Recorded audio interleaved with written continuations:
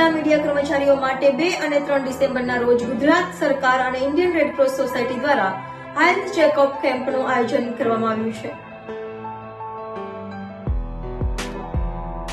જનતાની સમસ્યાઓને વાચા આપનાર પત્રકારોના આરોગ્ય માટે સરકાર કટિબદ્ધ છે, ત્યારે ગુજરાત સરકાર અને ઇન્ડિયન રેડક્રોસ સોસાયટીના સંયુક્ત ઉપક્રમે સુરત શહેર જિલ્લાના પ્રિન્ટ અને ઇલેક્ટ્રોનિક મીડિયા કર્મીઓ માટે 2 અને 3 ડિસેમ્બરના રોજ વિનામૂલ્યે સુરત સર્કિટ હાઉસ ખાતે હેલ્થ ચેકઅપ કેમ્પનું આયોજન કરવામાં આવ્યું છે।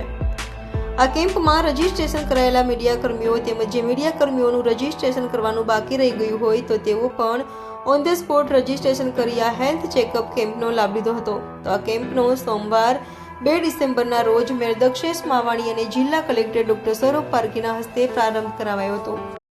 ઇન્ડિયન રેડક્રોસ સોસાયટી સુરત જિલ્લા શાખાના ઉપક્રમે અને ગુજરાત રેડક્રોસ તથા ગુજરાત સરકારશ્રીના સંયુક્ત સહકારથી ફિટ ઇન્ડિયા ફિટ મીડિયાના ઉપક્રમે સર્વ મીડિયા કર્મીઓનો માટે હેલ્થ ચેકઅપ તથા તે લોકોના ઇસીજી અને એક્સરેના ચેકિંગનો કાર્યક્રમ યોજવામાં આવ્યો છે।